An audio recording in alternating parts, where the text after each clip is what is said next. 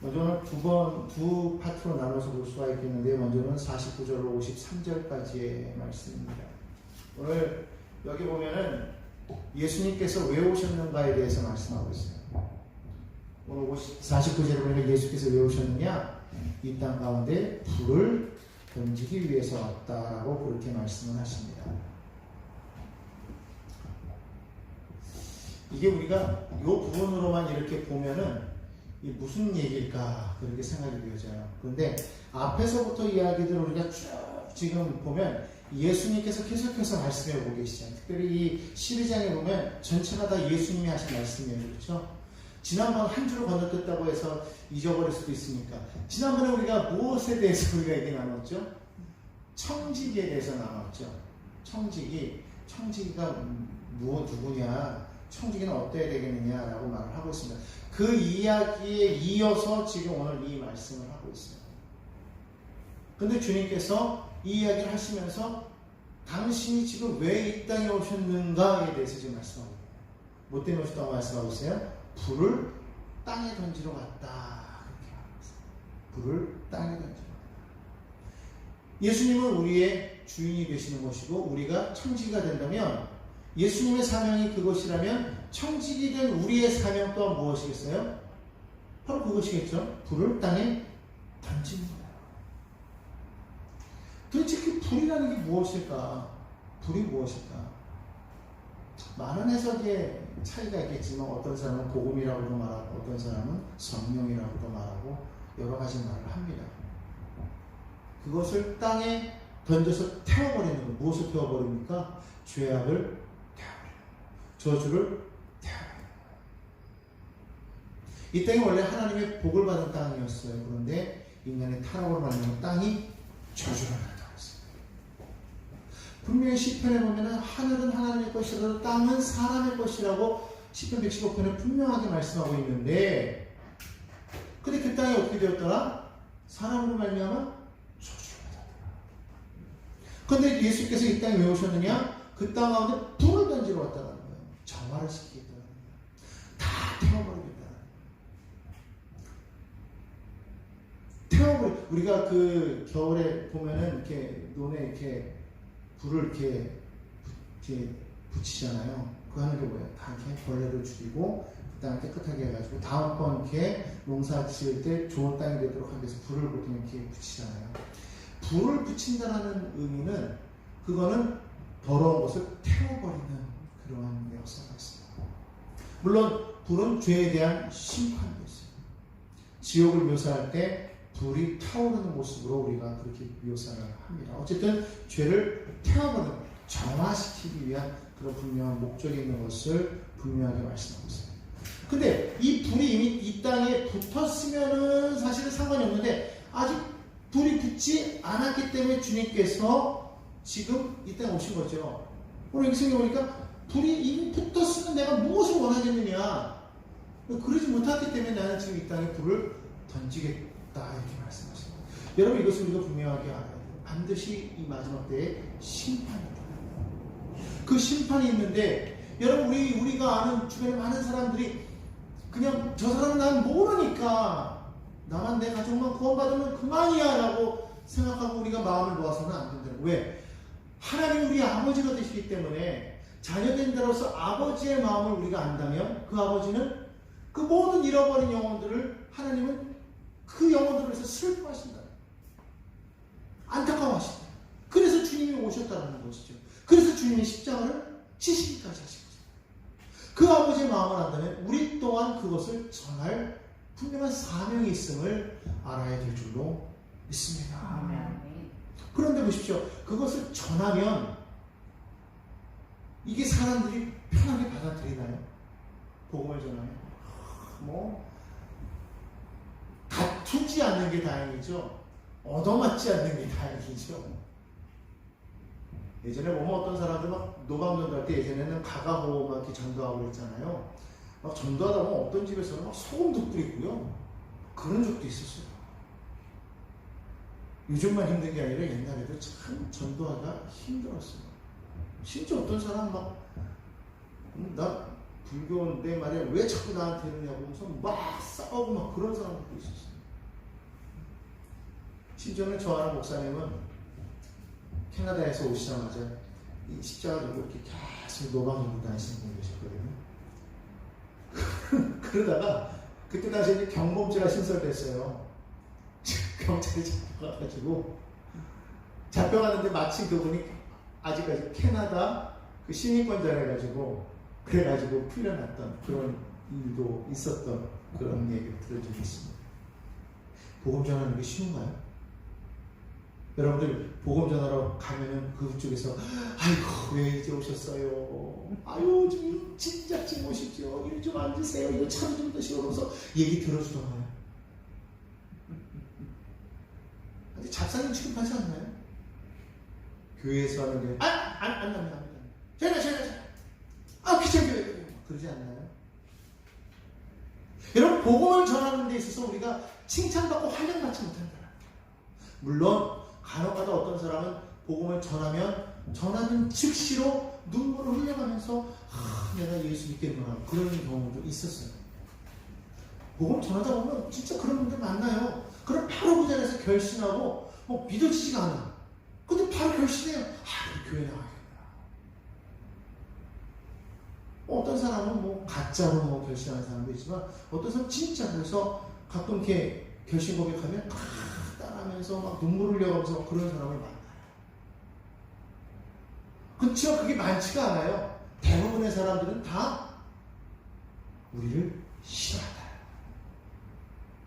그러니까 자꾸만 다툼이 일어나고 싸움이 일어나죠. 예수 믿으세요, 예수. 그러니까 요즘에 그게 싫으니까 사람들이 예전처럼 막 과감하게 전도를 못하고 예전처럼 또 이게 또 거리에서 막 이렇게 노방전도 하면은 시끄럽다고 누가 신고하면 잡혀가. 얼마 전에 여기 김포 여기 사거리에서 어떤 분들이 찬양하면서 하다가요.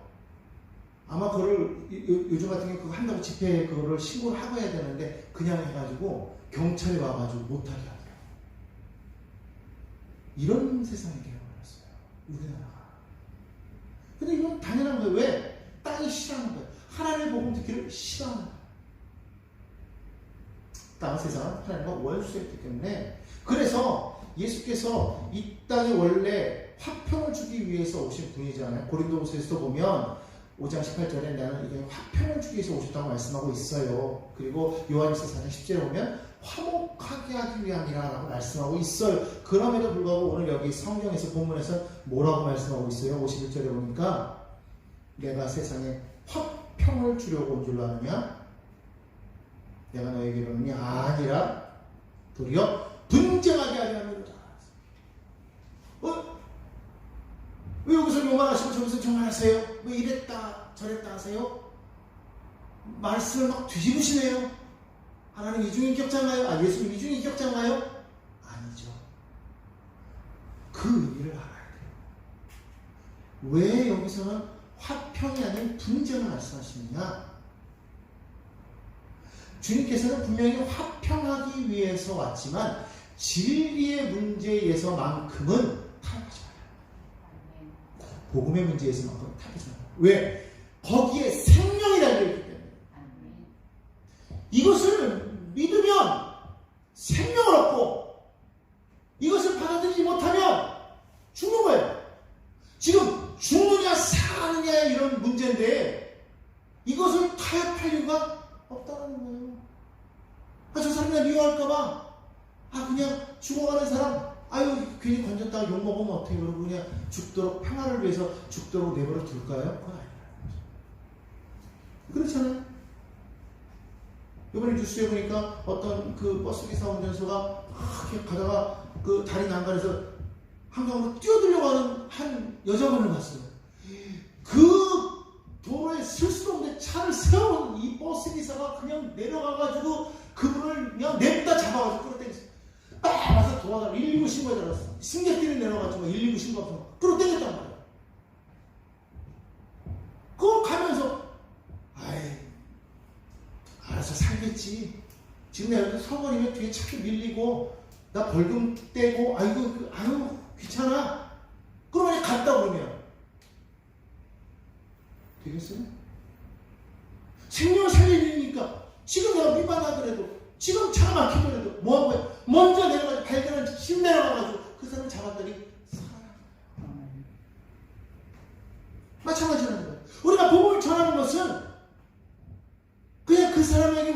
모습이 잘 보이기 위해서 그냥 아양떨 필요가 없다는 것. 그 사람을 살리려면 그 사람이 우리를 싫어하든 우리를 미워하든 우리를 반대하든 상관없이 우리는 전해야 된다는 거예요. 왜? 생명이니까. 그 사람을 살려야 되는 거예요. 그게 아버지의 뜻이니까. 그렇기 때문에 그것을 위해서 타협하지 말아요. 더군다나 예수를 믿을 때 예전부터 뭐 어떤 사람이 믿을 때 뭐 온 가족이 한꺼번에 예수를 믿는 경우는 드물어요. 그렇죠? 어떤 한 사람이 예수 믿고 그 사람 때문에 가족들이 예수를 믿게 되는 경우가 많지. 물론 그 자녀들은 이제 그 가족이 예수를 믿었기 때문에 자연적으로 이렇게 믿게 되지만 처음 시작할 때는요. 나 한 사람 믿고 가족들은 그 다음이라고. 그러다 보니까 얼마나 가족 안에서 핍박이 많았어요. 남자가 예수를 처음에 믿고 그러면은 뭐 옛날에 우리 가부장적인 그런 사회제도에서 그냥 믿어! 그러면 다 이렇게. 여성들이 처음에는 예수를 안 믿었단 말이에요. 이 여성들이 남성들을 이길 수 있어요. 그러니까 맨날 남성들이 예전에는 여성들에게 막 구타하고 막 못 나가게 하고 막 그랬단 말이에요. 그런 핍박 속에서 가정이 평안할 리가 있어요. 그런데 그런 속에서 믿음을 끝까지 지켰다는 거죠. 결국 그 믿음을 지키는 과정 속에서 남편이 믿고 부모님이 믿고 자녀가 믿고 온 가족이 구원하는 역사가 생겨나더라고요. 이런 경우에 타협을 하지 말아야 돼요. 그렇다고 분쟁한다고 해가지고 어떤 분 얘기한 것처럼 은혜 받고 내려왔더니 남편이 막 핍박한다고 남편을 향해서 너 막이지? 너 막이지? 사탄아 물러가라! 이놈의 막이야! 이러면 돼요 안 돼요? 그거 안 된다. 근데 옛날에 그랬다면 너무 이게 오버가 되다 보니까 남편이 핍박하면 사탄아 물러가라. 그게 아니라 그렇게까지 하지 말고 지혜롭게 해야죠. 그러나 어쨌든 그런 핍박이 있고 반대가 있다 할지라도 결코 물러서지 마라. 포기하지 마라. 이게 청지기 사는 끝까지 견디면서 끝까지 이기면서 승리하라 이거예요. 마침내 구원을 얻게 돼요. 마침내. 오늘 이 가정 안에 자세히 볼 수 오늘 보면 성경은 아버지와 아들이 또 아들과 아버지 어머니와 딸과 어머니와 시어머니와 며느리 시어머니 이게 오늘날의 가족의 문제가 요즘 가정 파탄의 문제를 말하는 게 아니라 복음 때문에 서로 의견이 갈리고 서로 분쟁이 생기더라도 결코 물러서지 마. 왜? 그냥 가정의 화평을 위해서 타협하는 게 아니라 그 생명을 위해서 끊임없이 기도하는 거예요. 오늘 그와 같은 우리가 되어야 될 줄로 믿습니다. 복음을 전해야 되는 거예요. 결국 그 가족을 구원시키기 위해서, 믿지 않는 자를 구원시키기 위해서 예수님께서 십자가를 지셨듯이 믿음의 백성들은요 십자가를 져야 된다. 그래서 청지기는 주인을 닮아가야 돼. 그게 뭐예요? 자기 십자가를 져야 된다. 그 십자가 희생이 있을 때, 그럴 때 반드시 그 화평을 이루게 될 줄로 깨달아야 된다는 것이죠. 첫 번째. 그 다음에 두 번째로 이제 54절부터 59절까지 말씀해요. 자, 이제 또한 청지기는 어떻게 되느냐? 시대를 분별할 수 있어요. 지금이 어떠한 때냐? 깨달아야 된다. 주님 오실 날이 가까웠다. 이거를 기억하라는 거예요. 시간이 없어요. 이제 구원 얻을 수 있는 그 기회가 없어요. 이제 문이 닫힌단 말이죠. 그 전에 들어와야 되는 거예요. 세상 사람들은 그걸 몰라. 아직도 끝이 아니라고 생각합니다. 그러나 우리는 분명하게 깨달아야 되는 것입니다. 오늘 주님이 말씀하신 게 뭐예요? 많은 무리들에게 말씀하시잖아요. 제자들이 아니라 무리들에게 말씀하셨다는 것은 예수님을 따르는 그런 제자들뿐만 아니라 모두에게 행동하는 거예요. 모두에게. 이것은 주의 종이나 주의 종이 아니라 상관없이 모두에게 주님이 말씀하시는 거예요. 너희는 시대를 분별하라. 때가 가까웠다. 지금 시간 얼마 남지 않았어. 그러니까 너희 어떻게 돼? 깨어서 너희가 이 땅 가운데 복음을 전해 하나님의 나라가 오늘 준비하는 거예요. 기억하라. 54절에 보니까 이렇게 말합니다. 너희가 구름이 서쪽에서 있는 것을 보면 곧 말하기를 소나기가 오리라 하니 과연 그러하고 55절에 남풍이 부는 것을 보면 말하기를 신이 더 오리라니 과연 그러하니라.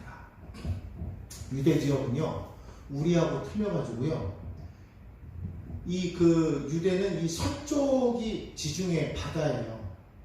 그리고 이 동쪽하고 남쪽이 산지면서 동쪽이 남쪽이요 사막이에요. 사막이면서 산지예요. 유대 저 아래쪽. 그러니까 이 바람이 불 때요 서풍이 불어오면 지중해 쪽에 습한 바람이 이렇게 구름을 몰고 오기 때문에 거기에는 이 구름에 비가 있어요. 그러니까 서풍이 불어오면 당연히 뭐가 온다고 생각하게 돼 있어요? 비가 오겠구나. 왜 엘리야가 그 갈멜산 그 사건 이후로 산에 올라가서 계속 기도하면서 그 자기 사원에게 너 저 바다 쪽에 가서 거기 뭐가 있나 팍 계속 시키잖아요. 그 바다 쪽이 어디냐면 서쪽이에요. 지중해 쪽이에요. 거기에서 뭔가 구름이 와야 돼요. 그래서 그게 보이면 아 비가 온다. 그쪽에서 뜨면 반드시 비가 오는 거예요. 동쪽에서 뜨면 아니야. 왜냐면 동쪽과 남쪽은 뭐가 오냐면 사막이 있어가지고요 거기서 불어오는 바람은 건조한 열풍이에요. 거기서 바람이 불면 식물이 다 말라 죽어. 왜 그래서 출애굽기에 보면 그 모세가 그 홍해를 향해서 지팡이를 쫙 뻗으니까 하나님께서 동풍을 부사 그러잖아요. 동풍을 불어서 홍해 바다를 가르시니 바닷물이 쫙 갈라지는데 더불어서 뭐까지 됐어요? 바닷길이 말랐다. 여러분 잘 아시는 좀 사해 바다 보십시오. 물이 쫙 빠져나가면 그 바닥이 어떻게 돼 있어요? 뻘이잖아요. 진창이잖아요. 걷기 힘들단 말이죠. 홍해 바다가 갈라졌으면 어땠겠어요? 똑같겠죠. 그런데 열풍이 부니까 어떻게 됐다는 거예요? 가르면서 동시에 땅을 말려버렸다. 그러니까 유대인들이 그 바다를 마른 땅같이 걸어갈 수가 있었다는 것이죠.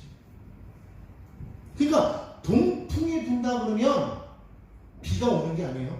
무더위가 오는 거예요. 그러니까 어느 쪽에서 바람이 부냐에 따라서 아 비가 오겠구나. 비를 준비해야 되겠다. 아 동풍이 불어 남풍이 불어. 아 더위가 오겠구나. 더위를 준비해야 되겠구나. 이걸 알 수가 있겠죠. 또 오늘 여기 성경 보니까 구름이 서쪽에서 있는 것을 보면 아 비가 오겠구나. 사람들이 알 수 있었단 말이에요. 또 바람이 남쪽에서 불면 야 이거 심히 덥겠구나라는 것을 알 수가 있죠. 마찬가지입니다. 그러니까 유대인들은 그걸 알았다는 거예요. 그 바람이 어디서 오냐만 봐도. 그러니까 너희는 이렇게 바람만 봐도 아 날씨가 어떻겠구나라는 것을 분명히 아는 너희가 어떻게 천지의 기상을 분간하는 너희가 이 시대는 분간하지 못하냐는 거예요. 지금 시대가 어떤지를 왜 너희는 분간하지 못해? 시대가 악하다는 거예요.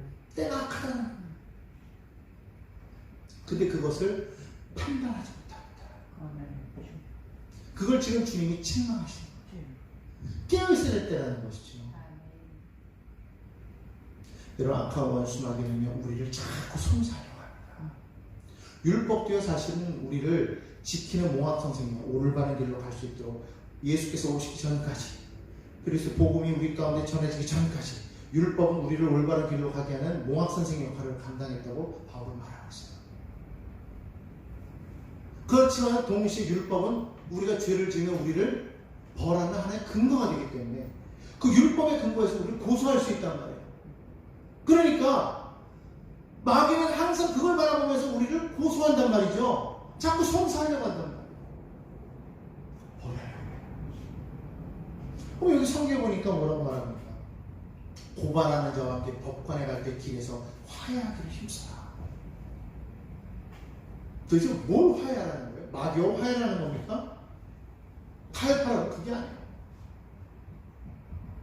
너희가 잘못한 것을 너희가 분명히 알고 먼저 화해를 요청하라.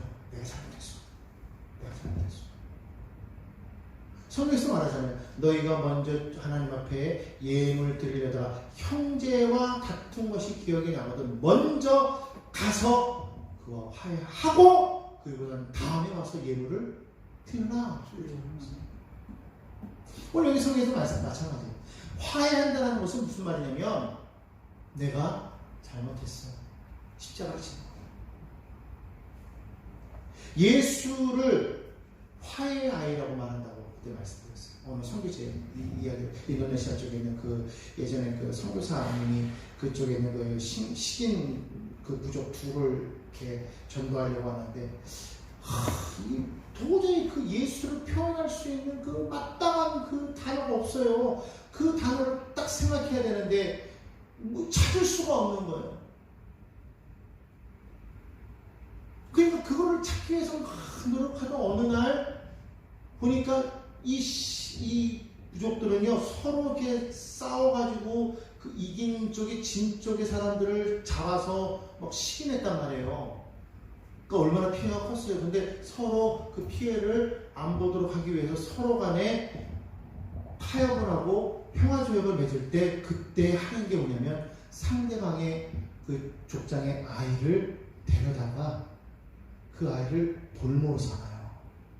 서로. 그럼 그 아이가 있는 동안에는 서로 전쟁할 수가 있어요? 없어요? 없어요. 그때 이 아이를 뭐라고 가르쳤냐면 화해의 아이라고 그렇게 말했다. 이 아이 때문에 다 사는 거야. 이거다. 그래서 그가 예수를 뭐라고 소개했느냐? 화해의 아이다. 화해하기 위해서 예수께서 이 땅에 오셨다는 거예요. 그 화해하기 위해서 예수께서 이 십자가를 치셨다. 여러분 우리가 정말로 화해하는 그런 입장에 서야 된다라는 건 뭐냐면 우리가 정말 예수님 때문에 우리의 죄를 고하고 우리가 먼저 화해를 청할 수 있는 걸 잘해야 된다. 사실 그러할 때에 우리를 고소할 게 아무것도 없어요. 그렇지 않습니까? 그러니까 정말 우리가 이 시대에 마지막 이 시대에 왜 화해를 해야 되는가? 왜 화해를 먼저 청해야 되는가? 주님 오시는 날 멀지 않았기 때문에 저 한 영혼, 저 영혼을 구원하기 위해서 원수 같은 데라도 먼저 가서 내가 먼저 그를 마음을 열고 받아 드리고 예수에게 증거하고 하나님의 자녀를 꾸는 것. 그게 필요하다. 이게 청지기 사회입니다.